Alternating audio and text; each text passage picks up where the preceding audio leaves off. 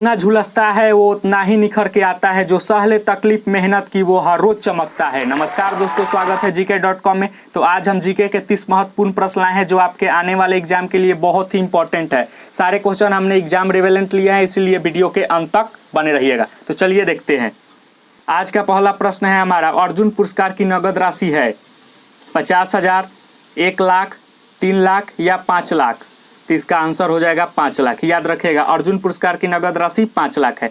चलिए अर्जुन पुरस्कार से रिलेटेड कुछ जानकारी जान लेते हैं।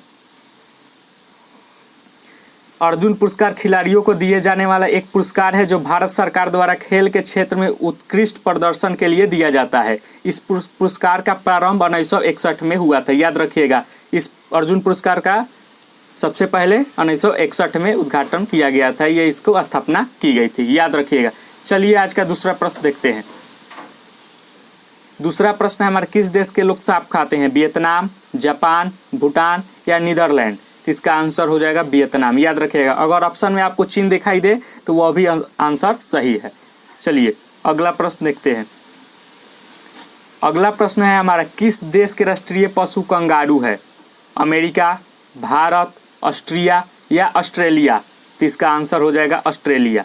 ऑस्ट्रिया और ऑस्ट्रेलिया में कंफ्यूज मत होइएगा, क्योंकि ऑस्ट्रेलिया का राष्ट्रीय पशु कंगारू है। याद रखिएगा। अगर चैनल पर आप पहली बार आए हैं तो चैनल को सब्सक्राइब कर दीजिएगा, ताकि आने वाले नए वीडियो का नोटिफिकेशन आपको मिल सके। चलिए, जापान देश के सांसद का क्या नाम है? बताइए जी। सांसद, ड्यूमा, नेशनल असेंबली या डायट।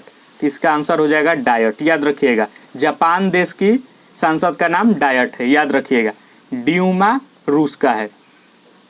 चलिए अगला प्रश्न है हमारा, सारे क्वेश्चन इंपॉर्टेंट है। लाल बहादुर शास्त्री का समाधि स्थल का नाम बताइए। राजघाट, विजय घाट, शक्ति घाट या एकता स्थल। तो इसका आंसर हो जाएगा option number B, Vijay Ghat. याद रखिएगा, लाल बहादुर शास्त्री का समाधि स्थल का नाम विजय घाट है। चलिए अगला प्रश्न देखते हैं। अगला प्रश्न बहुत इंपॉर्टेंट है, अधिकतर एग्जाम में आ चुका है। उड़न परी के नाम से किसे जाना जाता है? मिल्खा सिंह, पीटी उषा, नीरज चोपड़ा या इनमें से कोई नहीं। तो इसका आंसर हो जाएगा पीटी उषा। याद रखिएगा। चलिए पीटी उषा से रिलेटेड कुछ जानकारी जान लेते हैं। पीटी उषा एक एथलीट है जो दौड़ में भाग लेती है। पीटी उषा का जन्म केरल के कोझिकोड जिले के पयोली ग्राम में हुआ था। इतना ही याद रखिए, वो एथलीट है और दौड़ने में भाग लेती है। अगला प्रश्न है हमारा, किस महापुरुष को बाबूजी के नाम से जाना जाता है? महात्मा गांधी, लाल बहादुर शास्त्री, जगजीवन राम या लाला लाजपत राय। तो इसका आंसर हो जाएगा जगजीवन राम। याद रखिएगा, बापूजी आएगा को प्रश्न में तो गांधी जी लगाइएगा, और बाबूजी आएगा तो जगजीवन राम होगा आंसर। ध्यान रखिएगा, कंफ्यूज मत होइएगा। अगर फ्री में पीडीएफ पाना चाहते हैं तो टेलीग्राम पर जुड़ जाइएगा, लिंक डिस्क्रिप्शन में दे देंगे। चलिए अगला प्रश्न है, राष्ट्रीय मतदाता दिवस कब मनाया जाता है? 15 जनवरी, 25 जनवरी, 15 फरवरी या 25 फरवरी। तो इसका आंसर हो जाएगा ऑप्शन नंबर बी, 25 जनवरी को राष्ट्रीय मतदाता दिवस मनाया जाता है। बहुत ही इंपॉर्टेंट है। और अगला प्रश्न इससे भी इंपॉर्टेंट है, ना जाने कितने एग्जाम में ये रिपीट हो गया है। एसएससी के फेवरेट क्वेश्चन 11, 13 और 2015 तीनों में लगातार आया था। विश्व पर्यावरण दिवस कब मनाया जाता है? 5 जून को, 5 जुलाई को, 5 सितंबर को या 5 अक्टूबर को। तो इसका आंसर हो जाएगा 5 जून को। याद रखिएगा, विश्व पर्यावरण दिवस 5 जून को मनाया जाता है। चलिए अगला प्रश्न देखते हैं। अगला प्रश्न और भी इंपॉर्टेंट है, डेविस कप का संबंध किस खेल से है? क्रिकेट से, लॉन टेनिस से, बैडमिंटन से या टेबल टेनिस से। तो इसका आंसर हो जाएगा option number B, lawn tennis से। याद रखिएगा, डेविस कप का संबंध किस खेल से है? लॉन टेनिस से। याद रखिएगा। चलिए अगला प्रश्न बताइए, निम्न में से कौन सा जीवाश्म ईंधन नहीं है? कोयला, पेट्रोलियम, नाइट्रोजन या जल गैस। तो इसका आंसर हो जाएगा ऑप्शन नंबर सी। यहाँ पे टाइपिंग एरर है, लेकिन नाइट्रोजन होगा। याद रखिएगा। चलिए अगला प्रश्न देखते हैं। अगला प्रश्न बहुत ही इंपॉर्टेंट है, चंद्रमा से पृथ्वी तक आने में प्रकाश का लगभग कितना समय लगता है? 8 मिनट, 8 सेकेंड, 1 सेकेंड या 100 सेकेंड। तो इसका आंसर हो जाएगा ऑप्शन नंबर सी, 1 सेकेंड। याद रखिएगा। चलिए अगला प्रश्न देखते हैं। अगला प्रश्न है हमारा, इंद्रधनुष में कितने रंग दिखाई पड़ता है या दिखाई देता है? 7, 10, 12 या 5।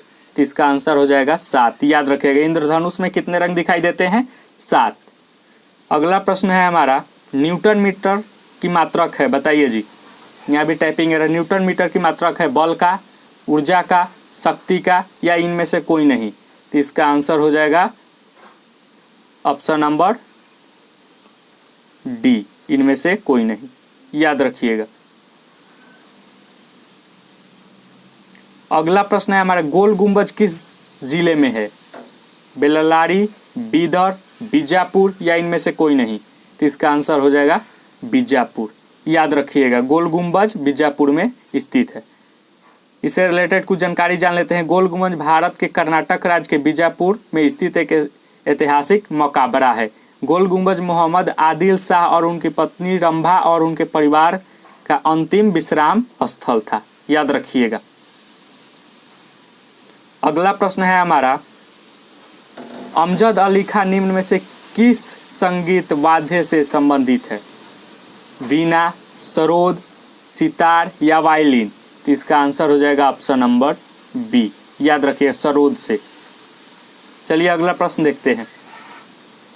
अगला प्रश्न बहुत ही इंपॉर्टेंट है, अनेकों एग्जाम में रिपीट हो चुका है। 7 टापुओं का नगर किसे कहा जाता है? श्रीनगर, अंडमान निकोबार, मुंबई या बेंगलोर। तो इसका आंसर हो जाएगा मुंबई, याद रखिएगा। 7 टापुओं का नगर मुंबई को कहा जाता है। चलिए अगला प्रश्न है हमारा, संसार में रेलों का सबसे बड़ा जाल वाला कौन सा देश है? बताइए जी। रूस, अमेरिका, चीन या भारत। तो इसका आंसर हो जाएगा अमेरिका, याद रखिएगा। चलिए आज का अगला प्रश्न देखते हैं। पेरिस शहर किस नदी के तट पर स्थित है? रेलवे एनटीपीसी में यह क्वेश्चन आया था। डेन्यूब में, टाइगन, सीन या सतलज। तो इसका आंसर हो जाएगा सीन नदी के तट पर बसा है पेरिस शहर, याद रखिएगा। अगला प्रश्न बहुत ही इंपॉर्टेंट है आने वाले आपके एग्जाम के लिए। किस दिन सूर्य और पृथ्वी सबसे निकट होते हैं? 4 जुलाई, 21 मार्च, 23 सितंबर या 3 जनवरी। तो इसका आंसर हो जाएगा ऑप्शन नंबर डी, 3 जनवरी को सूर्य और पृथ्वी सबसे निकट होते हैं। चलिए अगला प्रश्न देखते हैं। अगला प्रश्न है हमारा, भारत के किस राज्य को चीनी का कटोरा कहा जाता है? उत्तर प्रदेश को, पंजाब को, आंध्र प्रदेश को या बिहार को। तो इसका आंसर हो जाएगा यूपी को, याद रखिएगा। चीनी का कटोरा उत्तर प्रदेश को कहा जाता है भारत का। चलिए ये भी क्वेश्चन बहुत बार एग्जाम में आ चुका है और आगे आने की भी उम्मीद है। भारत की अर्थव्यवस्था कैसी है? बताइए जी। पूंजीवादी अर्थव्यवस्था, साम्यवादी अर्थव्यवस्था, स्वतंत्र अर्थव्यवस्था या मिश्रित अर्थव्यवस्था। तो इसका आंसर हो जाएगा मिश्रित अर्थव्यवस्था, याद रखिएगा। मिक्स इकोनॉमी है भारत की। अगला प्रश्न है हमारा, भारतीय राष्ट्रीय कांग्रेस का गठन किस वर्ष हुआ? 1885, 1907, 1935 या 1875। तो इसका आंसर हो जाएगा ऑप्शन नंबर ए, 1885 में भारतीय राष्ट्रीय कांग्रेस का गठन हुआ था। चलिए अगला प्रश्न देखते हैं। अगला प्रश्न है, उपराज्यपाल की नियुक्ति कौन करता है? राष्ट्रपति, प्रधानमंत्री, उपराष्ट्रपति या उपराज्यपाल। तो इसका आंसर हो जाएगा ऑप्शन नंबर ए, याद रखिएगा, राष्ट्रपति। उपराज्यपाल की नियुक्ति कौन करता है? राष्ट्रपति। चलिए अगला प्रश्न है हमारा, किस देश के लोग नंगे रहते हैं? चीन, जापान, कोरिया या ब्रिटेन। तो इसका आंसर हो जाएगा ब्रिटेन के कुछ हिस्सों में, कुछ राज्य है वहां पे लोग नंगे अभी भी रहते हैं, याद रखिएगा। अगला प्रश्न है हमारा, जब राष्ट्रपति और उपराष्ट्रपति दोनों का पद खाली हो तो उनके काम कौन करेगा? प्रधानमंत्री, गृह मंत्री, भारत के मुख्य न्यायाधीश या लोकसभा अध्यक्ष।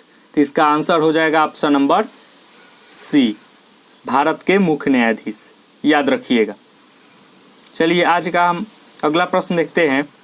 अगला प्रश्न है हमारा, लोकसभा चुनाव लड़ने के लिए न्यूनतम आयु कितनी होनी चाहिए? 21 वर्ष, 25 वर्ष, 30 वर्ष या 35 वर्ष। तो इसका आंसर हो जाएगा ऑप्शन नंबर बी, 25 वर्ष, याद रखिएगा। लोकसभा का चुनाव लड़ने के लिए 25 वर्ष न्यूनतम आयु होनी चाहिए।